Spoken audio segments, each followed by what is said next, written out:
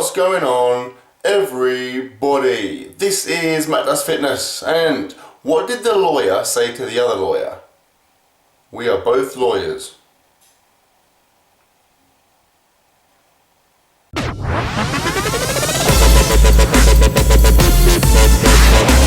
Hello, welcome to another bodybuilding and bulking, and it's been a kind of okay week. Not great, not a disaster, just kind of okay. I said it in my Road to the British Champs video. It's been tough. Like without wanting to kind of bitch about it, I've had a really hard week at work. I've had loads of stuff going on, and so basically I've just been super busy. So there's been a few times where I just trying to eat has been like a hassle. I'm just eating while I'm trying to do things, and so just sitting down eating for a long period of time is just really hard to do. So I'm not expecting to have put on a massive amount of weight, like anything will be a bonus. It's just been, yeah, when I've just been so busy, I literally don't have time to eat, so it's not ideal. Anyway, let's not speculate, let's weigh myself eight. So here we go.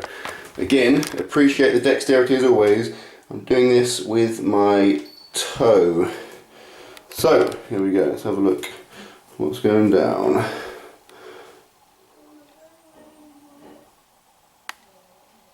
Woo! Hashtag bonus. So 98.9 kilograms. Let's have a look. The old phone. 98.9 times 0.204 equals 218 pounds. So if I am not mistaken, which I never am because I'm just always correct, that is a pound on from last week. So not anything incredible. I'm not going to win any kind of weight gain awards for that, but it's solid, particularly in these circumstances. Like I said, definitely did not eat as much food as I wanted to on some of the days, just because of time and stuff. But yeah, I'm happy with that. I'm happy with that. Things are going in the right direction. I'm not looking to get ridiculously heavy straight away because I'll end up just turning into a big fat boy. So it's good, obviously, to do it like progressively, slowly over time. Also, the British Champs are not until October, so I have plenty of time to get up towards the upper end of that weight category. I've got my meet in 2 weeks, so I'll be more competitive weight-wise than I was at my last one, my first one, so that's obviously a bonus. Yeah, in terms of training this week, it's been really good. Bodybuilding stuff's been actually really nice. What I found, and I always find this, obviously I went away, went to Portugal, and I didn't train properly while I was out there. Didn't do that much bodybuilding stuff, and when I've come back and trained this week, the bodybuilding stuff felt really good. Like did a push workout that just felt incredible. I had such a massive pump, and the same with the back and bicep workout I did the day after that. So I think I find sometimes if I don't do a lot of bodybuilding type stuff for a while, or I do something new, I really kind of feel the effect. I really get that engagement and that isolation. I feel really pumped afterwards, which is always a bonus. Anyway, I'll be talking for too long, so I will just let you enjoy the food and bodybuilding type stuff from the week.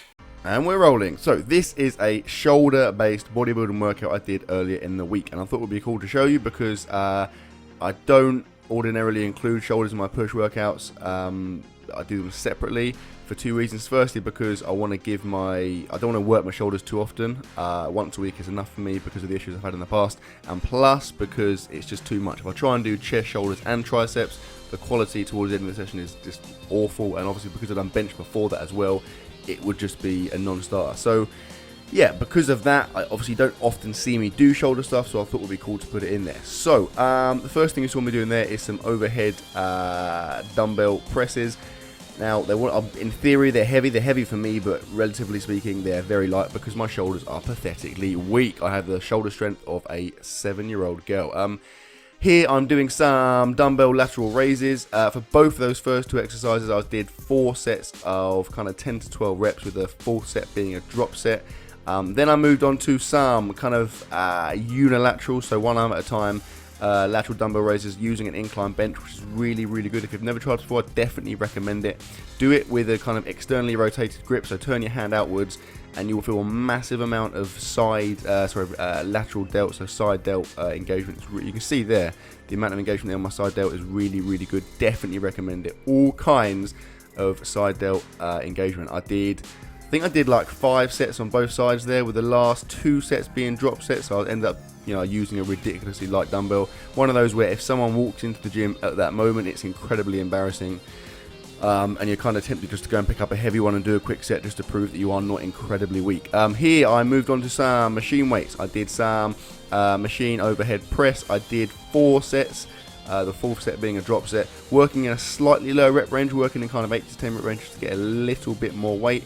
And then I finished the session with some front dumbbell raises on an incline bench again.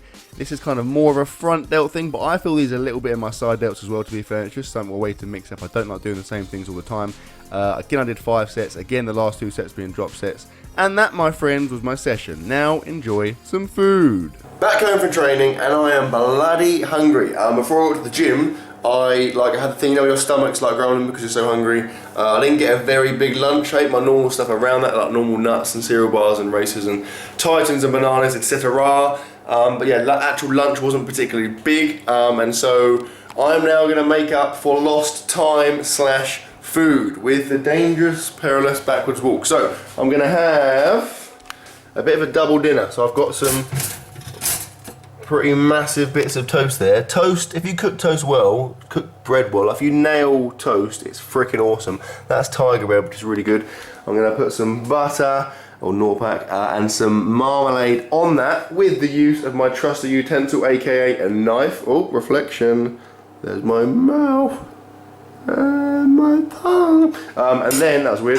And then, my second dinner part 2, I'm gonna have, I've got a ham and mushroom pizza that looks pretty freaking sweet. And I've got the remainder of the curly fries from the freezer. So, a pretty kind of mishmash meal, but I can assure you it's gonna be exceptional.